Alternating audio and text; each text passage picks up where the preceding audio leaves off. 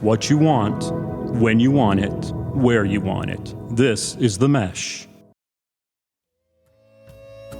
The 5th annual Pinehurst Barbecue Festival is right around the corner this Labor Day weekend. The 3-day event in late August features 5 signature events, concluding with the Christopher Prado Pitmaster Invitational on Sunday, August 31st in the iconic village of Pinehurst. 7 of the state's top pitmasters will be on hand for patrons to sample 7 different meats and 7 different southern sides, including brisket, ribs, pork barbecue, smoked crab, and much more. Tickets to all of the events are on sale now at PinehurstBarbecueFestival.com. And remember, to help celebrate the festival's 5th anniversary, purchase a ticket to be entered into a drawing for Tickets for Life. That's right, Tickets for Life. Don't miss one of the top food festivals of the year in North Carolina. Log on to PinehurstBarbecueFestival.com and secure your tickets now.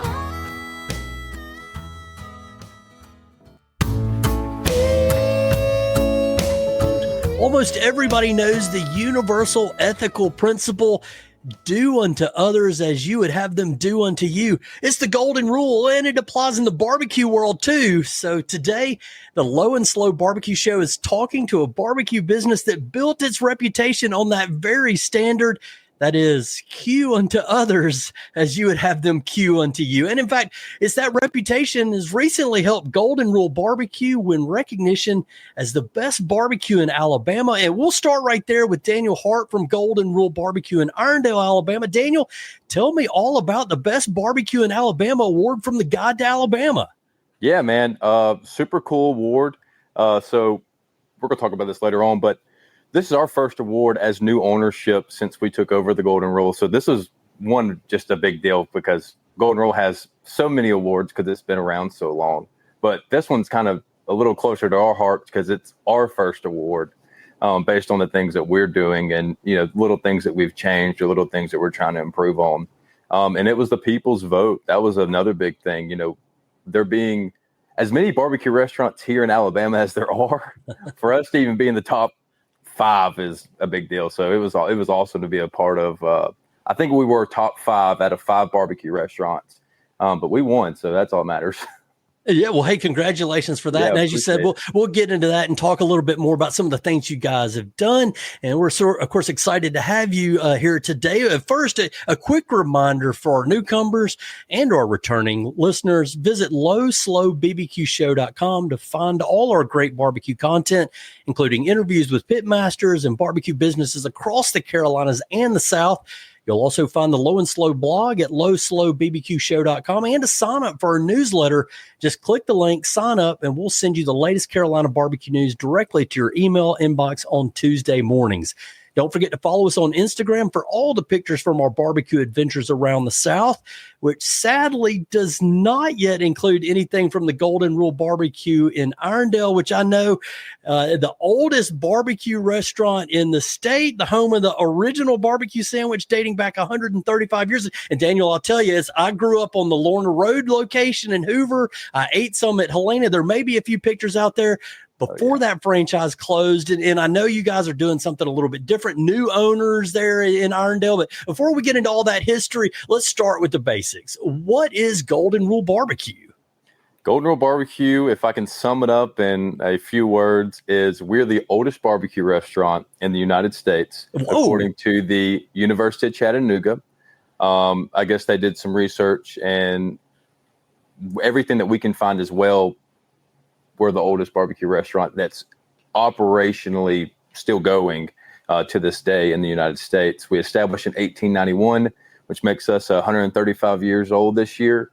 We specialize in pit smoked barbecue, which is pretty. It's a dying, I guess, term for barbecue, especially here in the South. A lot of people use rotisserie smokers. We have rotisserie smokers here. But all of our pork goes on a pit. And it's not whole hog. It's straight pork butts, pork ribs, baby back ribs.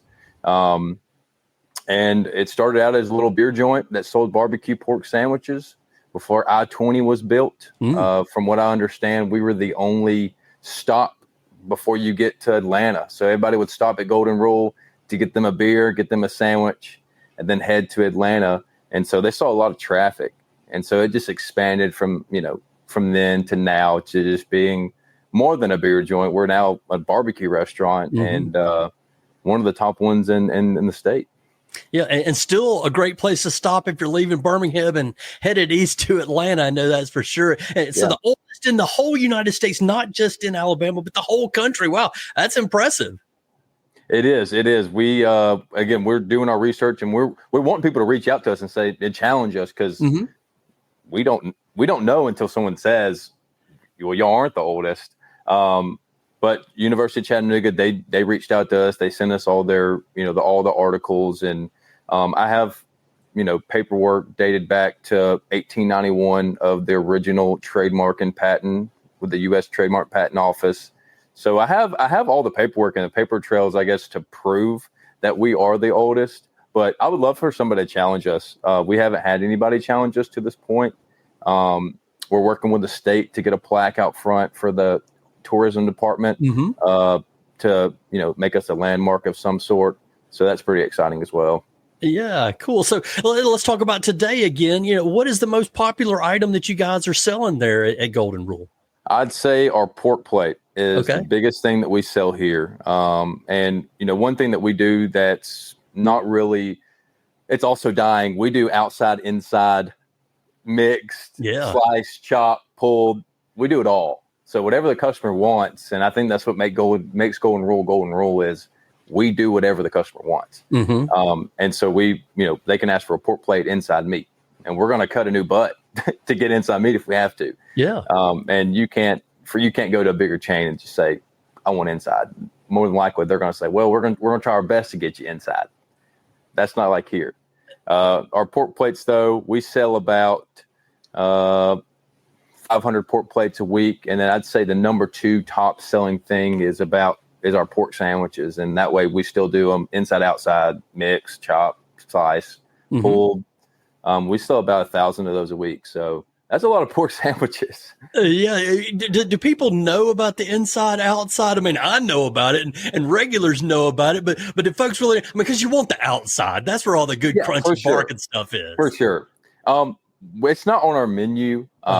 We don't want to cause confusion, especially with new people coming to a barbecue restaurant. I think it's one of those things that can overwhelm you a little bit when you're like, there's so many different cuts and different ways that I could get this. Just give me a pork sandwich, Yeah. And so, but our regulars, they know, and they bring in their kids, and their kids kind of grow up with it, and they kind of know when, even people that I guess are not a Golden Rule customer. I can name, like, my great grandmother. She didn't grow up eating Golden Rule.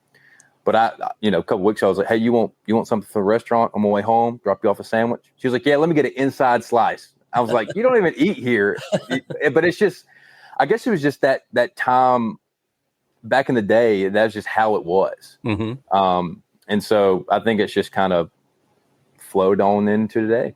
Yeah. So pit smoke meats. What about the sides? What are the favorite sides that you guys offer there? Yeah. So we do mac and cheese is one of our bigger sides. It was something that that wasn't on the menu when we first took over. So we threw it on the menu because so many people were requesting it. Onion rings are another big thing that people love. Yeah. And our fresh cut French fries. That is like the biggest thing that we sell as far as sides go. We sell, golly, I know we get 15. So we get about 35 cases of potatoes a week. Wow. And there's about 100 potatoes in a case. So, and that's all just fries. And so, we still hand chop them, and fry them up. So that's one of our popular sides. We got turnip greens, baked beans, green beans, potato salad, coleslaw, all that's made in house. But surprisingly, the mac and cheese, I think it surprised us all, especially in like the admin side of things. We're like, you have all these other barbecue sides, but mac and cheese is one that we still can't get a hold of inventory on. It just keeps getting more and more and more. Yeah, that's not surprising. Kids love macaroni and cheese. Who doesn't love macaroni and cheese? If it's a good mac, yeah, people will buy it. Yeah, I can tell you, my mom ate a ton of the onion rings back in the day, and I know y'all got a special thing. There's not like everybody else. It's just kind of a flaky crust, a real thick onion piece, just really unique. So, let's talk about what folks can expect during a visit there. What's it like walking in the door, and then maybe what sets you guys apart from other Alabama barbecue joints? Yeah, so with us, we start smoking our pit at 9 a.m., which is an hour and a half before we open. So as soon as you pull up at 10:30 when we open, you step out of your car, you're smelling barbecue. So before you even get in the door, you're already experiencing the golden rule. Yeah. You walk in, and I like to call it beautiful chaos. Because about 11:30, 12 o'clock, this place is packed out. You barely can find a seat. The kitchen's going crazy because we have an open kitchen. So when you walk in, you see the action in front of you. You see the grill throwing burgers on. You see the pit. You see the guy doing the pit. You see the guy cutting meat, guy dropping fries. You see it all. And I think that's one thing, like looking back at the Golden Rule history and why they built it the way they did. They wanted to ensure quality to their customers. They wanted their customers to know that they were getting the best quality of everything. And I think having that, I guess, showed a sense of just vulnerability of, hey, we're serving you the possibly best product that we can, because we're like, you can see everything. You see when food hits the floor, you see you see it all. And so you walk in, it's beautiful chaos. You're greeted at the front door. We have two sides of our restaurant currently. We have a community side for those who are in a hurry. They can place their order up front, grab a seat, and then we'll just call their name when it's ready. And then we have full service, where they can, obviously take a seat and get a server and experience that. And our menu is, we've narrowed it down a little bit. It was a lot overwhelming when we first took over. It was all over the place. And so I think we narrowed it down where it's very easy to read. 'Cause I think that's one thing important in barbecue is there's just a lot to it. And then when we have a lot of meats, we have a lot of sides, there's different variations of everything, and so we want to be sure to let the customer basically build their own without building their own. Yeah. Kind of put them on a path of, if you want coleslaw on your sandwich, that's cool, but it's not on the menu.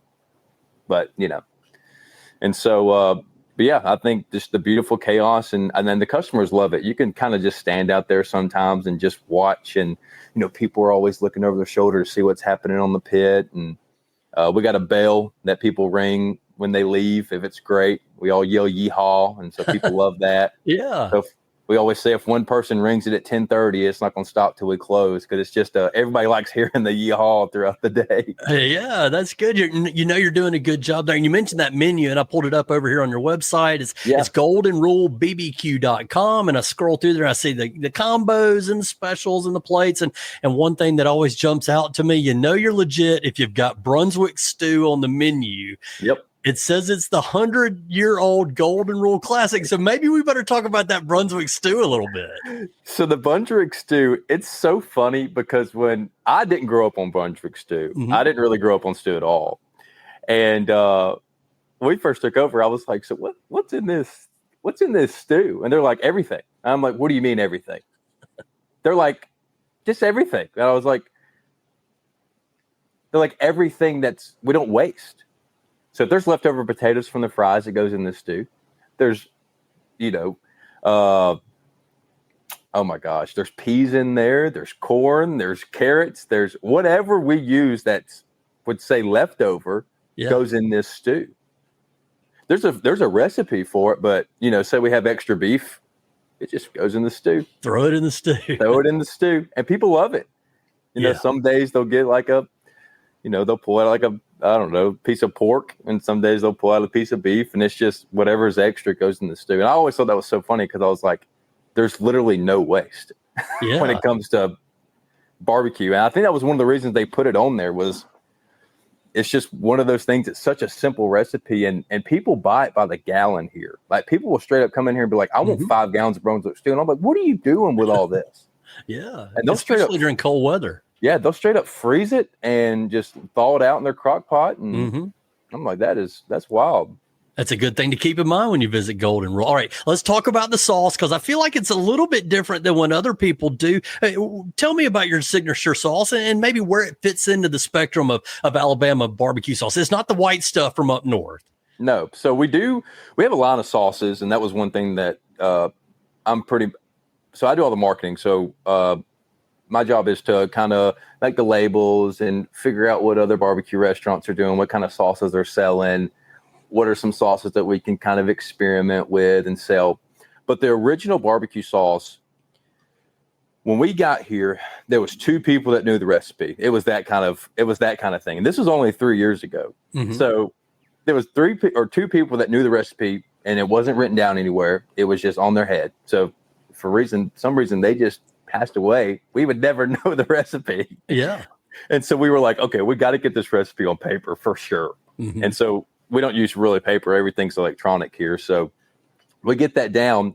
But from everything that we understand and look back on, and we can kind of look at the ingredients, they're so simple that it 100%, I think it's 100% the original Golden Rule sauce recipe that was in 1891, because it's almost too simple not to be the original.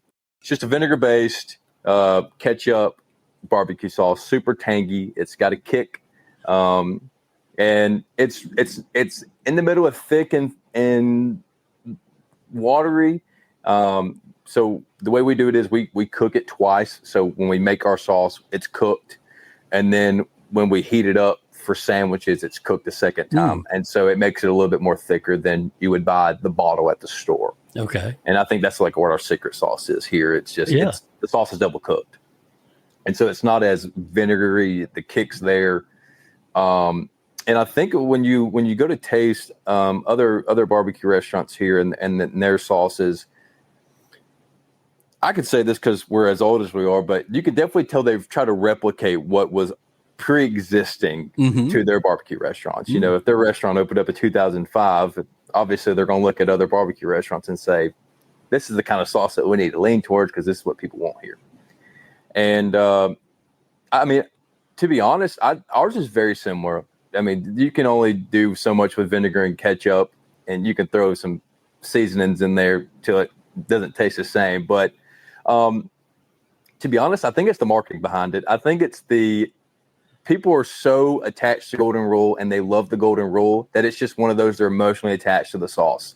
And it's, and people are like that with barbecue restaurants. Once they have a barbecue restaurant, they're going to love that barbecue restaurant till it's no longer there. Yeah. And unless for some reason they just do them wrong in some way. And I think barbecue sauce is the same thing. So when it comes to Alabama barbecue sauce, I think it's all the same essentially. But I mean, I'm biased. I love ours, but hey, I'm a big fan too. I remember you mentioned that kick in the tang. It's got a little bit of spice to it. It's got a little heat. As a young person, I thought it was too hot, but I've matured a little bit since then. It's gotten hotter. Yep. So I want to talk about the Big Pig Challenge, but before we get into that, let's go back to that history because you've alluded to it a couple of times, and you guys taken over. And you mentioned you started out in 1891. Walk us a little bit through the history of the expansion, and then kind of what happened to. I understand, gosh, you guys were on bankruptcy levels, and it wasn't you guys; it was folks before you. But Golden Rule almost came to an end. So maybe walk us a little bit through that history. Yeah. So 1891, like I said, it was just a grab and go beer shop, get you a sandwich. I don't even think they had tables. I have some pictures of like the original restaurant, but I don't have like interior pictures. I wish I did. But it was, I mean, God, you're talking about, that's a long time ago when you're thinking about it. But where we are now, we're right across the street from the original location. Okay. Because the interstate was built, so we had to move the original Golden Rule across the street. So that's where we are now. And that was in the 70s. Mm-hmm. And that was when Mr. Michael Matzis took over. This is the guy who built the Sheraton here in Birmingham. He owned Michael's Steakhouse here in Birmingham. He was a big hotel guy, and he loved restaurants. He didn't like the cooking side of it. He was just a very good businessman. He had money. He knew how to spend his money, and he knew how to find people that worked great. Mm-hmm. And so he bought the Golden Rule from the original owners. This was in the 70s, built the place that we're currently in today. And it's been expanded and kind of, the building wise. And that was when they started franchising. And it blew up. I mean, we're talking about 29 locations. Wow. Second fastest growing barbecue restaurant in the United States. Like, it was a big deal. I got paperwork. They were grossing $49 million a year in the early 2000s. That's that's like McDonald's level. Right. Like, that's a lot. And so, it's sad looking back because, like I said, we're the new. I'm a part of the new owners that came through, but it's sad looking back because everyone that we talked to had a franchise. The thing that was almost lacking that put them pretty much on a bankruptcy scale was there was zero backing from corporate, and that's really why all the locations closed. It wasn't because the barbecue was bad or they were getting bad ratings or they weren't making any money. These stores were very profitable. Like, an average store made 1.8 a year, which is very, very good for a barbecue restaurant. Yeah.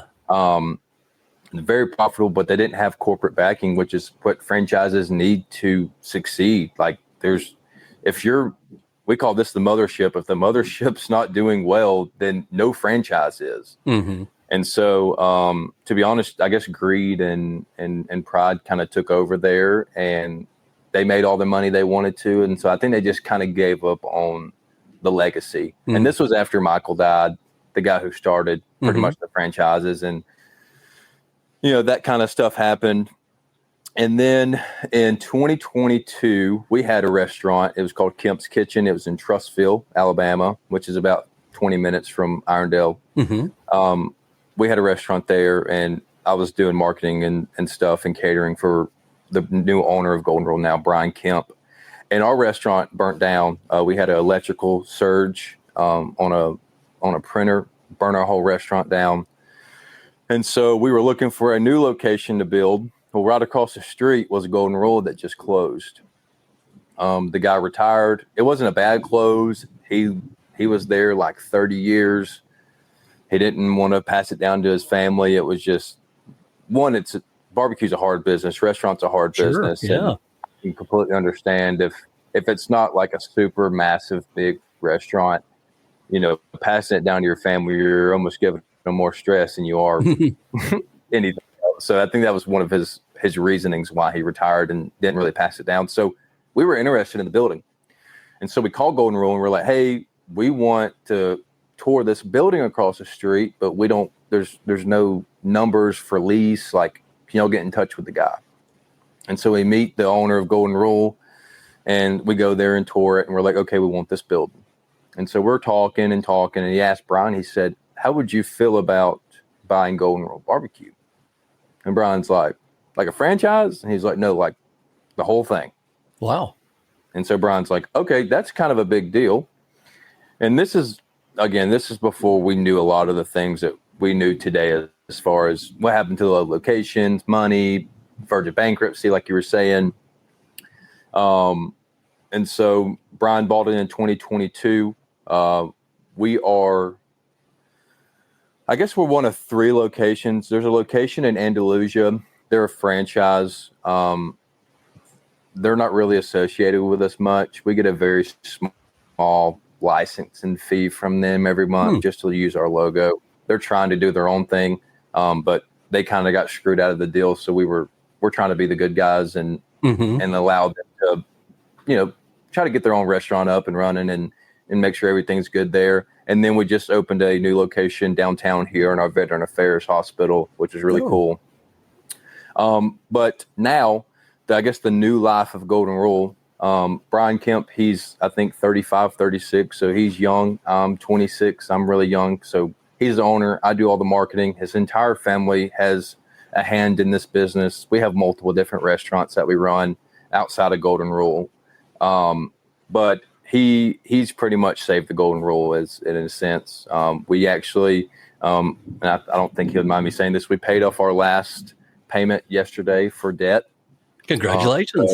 Yeah, that was a really big deal. There was a lot of back debt to the state that was owed on Golden Rule, and to save it, we had to do that. And so Brian paid that off yesterday, which is awesome, which allows us to continue to make Golden Rule as great as possible before we start trying to pop up locations and expand.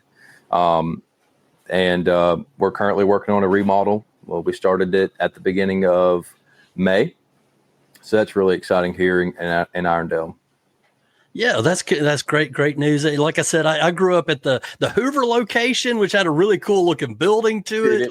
Hoover's awesome. Yeah, they've got something else going on there, and I've heard that it's barbecue, but it's not the same. The Helena location was good food, not really a barbecue type restaurant, but it's cool to see that you guys are keeping that spirit alive. How do you feel like today's modern Golden Rule compares to maybe those franchises and even that those earlier generations of Golden Rule? Yeah, I think, Mr. Sammy, he works here. I don't know if you even know who that is, but he's our general manager. He's been the general manager for Golden Rule for 50 years. Mm-hmm. He's the heart behind the Golden Rule. I mean, the Golden Rule that that's the guy who pretty much made it what it is. He was the guy who made sure all the meat was smoked correctly, made sure all the lights were staying on, employees were paid, food was great, media was... he was the guy, and he still works for us today. I think he's in his late 70s, so he's up there in age. But we love having him around. We don't work him 7 days a week. He works a couple of days a week because he wants to. And we want him here. But we've sat down and had many conversations with him, and we're learning barbecue every single day now. Mm-hmm. We've been in this going on 3 years, and I think we're finally at a point now where we very much know what we're doing, and our competitors are now competing with us, which is, I think, hilarious. Yeah. But having conversation with Sammy and just talking about like how they used to run the business compared to how we used to run the business, and I think the biggest thing is technology. Mm. We are nerds when it comes to technology, just because we're very in tune with it. We have AI. AI actually answers our phone calls here. We have an AI system that takes all of our orders because we get so many phone calls a day. And so I think technology is one of the biggest things I think that we're bringing into the Golden Rule, and that they just couldn't. I don't think they just didn't have access to it. So like our KDS machines, our kitchen displays, our websites, the way people order, the way I can send an email and make $1,600 off of online orders. Like they just didn't have that stuff back then. Right. Now, Daniel, as we try to wrap it up here, I want to talk about just a couple other questions. You mentioned the competition. When you don't eat barbecue at Golden Rule, where do you go for barbecue? So recently, I don't really go anywhere for barbecue, to be honest. This is my jam here. We go and I call it secret shop just to see what my competitors are doing. I'll go in there and make sure I'm not wearing any Golden Rule stuff and check out their new LTO stuff and make sure my pricing's with theirs and what are other barbecue restaurants doing that we're not doing that I like. But I will say, so one place that comes to my mind is the old Golden Rule in Hoover. It's called Archie's, and it is not anything like Golden Rule, but they are awesome. Service is great. They still have the same feel as Golden Rule. You walk into feels like you just walk right into the 70s when you walk through the front door. And it's the same owners that own the franchise that do it, but they do the exact same thing as we do. It's pit barbecue. They do it a little bit differently than we do, obviously, because it was a franchise and legally they can. But they're really good. Martin's here is awesome. It's whole hog. I'm not a big whole hog guy at all. I don't know. It's just not my thing. I grew up on pork butts, but Martin's is really good as far as just the way that they market their business, the way that they cook their meats. There's a lot of pride behind it, and you can tell from that. And then a place out in Texas, man, Terry Black's. If you've never been there, Terry Black's is the where to go, bro. It is a place to go. Yeah, definitely an experience there for sure. So what's coming in the future for Golden Rule? You mentioned the VA hospital and another franchise that's sort of semi-affiliated down in Andalusia. What's next? So like I said, we're working on a remodel here. The biggest thing that we're very much looking forward to is what we're working on now, which is our smokehouse. Oh. Currently, our rotisserie smokers are inside our building. So in this rotisserie smoker, people are like, oh my God, I didn't know Golden Rule don't use their whole pit for all their meats. We have to have some kind of smoker to somehow smoke our chickens and our ribs. Like, you can't, it would take too long for us to smoke them all in the pit, pretty much. So we have a rotisserie smoker.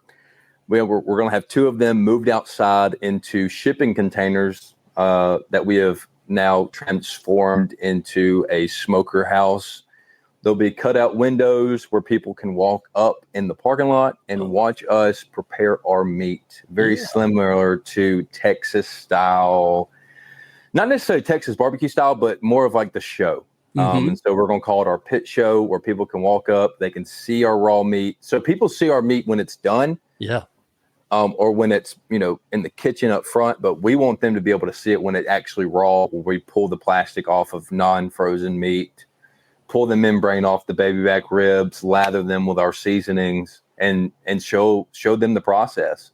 They'll have microphones on, so it's going to be a show. And I think that's one of the biggest things that we're really looking forward to, is getting people more involved in the Golden Rule, and just barbecue itself. I think when someone shows you how to barbecue something, I think it sticks with you.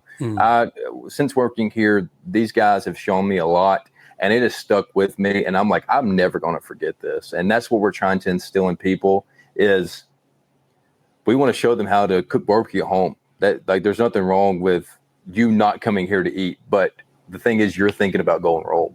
And I think that's what matters. You got a timeline for the meat show or the pit show? Yeah, so today we just got concrete laid down. That's what we've been doing today. And we're all doing this in-house too. So us here in the office, employees, we're the ones who are pretty much doing all the work. Cool. Because it gets really expensive when you're trying to do a remodel like this. Sure. And so we put the concrete in today. It should be dry by Friday. We'll be painting the outside of this Monday.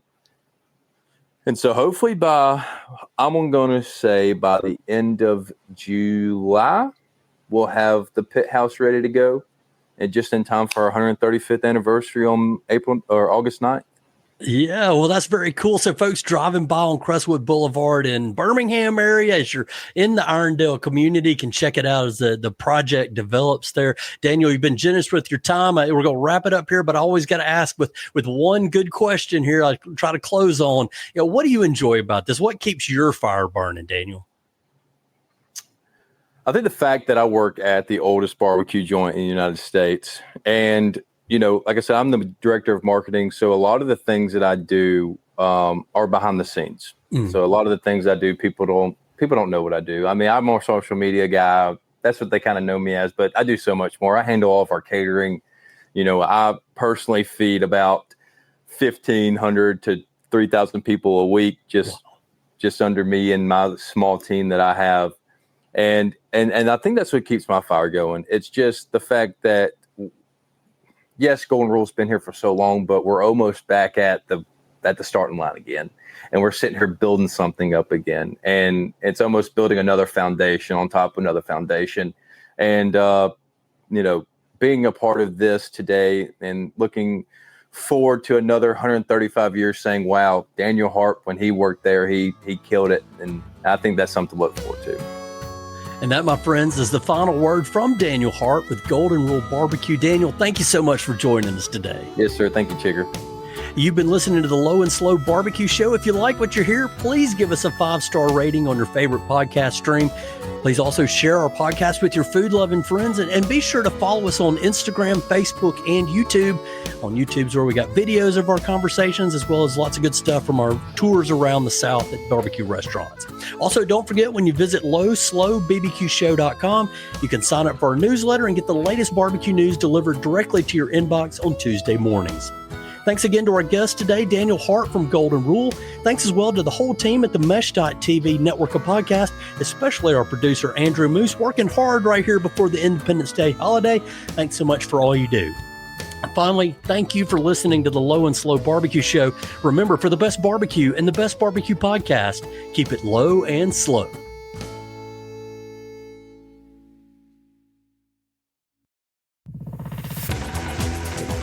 You've been listening to The Mesh, an online media network of shows and programs ranging from business to arts, sports to entertainment, music to community. All programs are available on the website as well as through iTunes and YouTube. Check us out online at themesh.tv. Discover other network shows and give us feedback on what you just heard.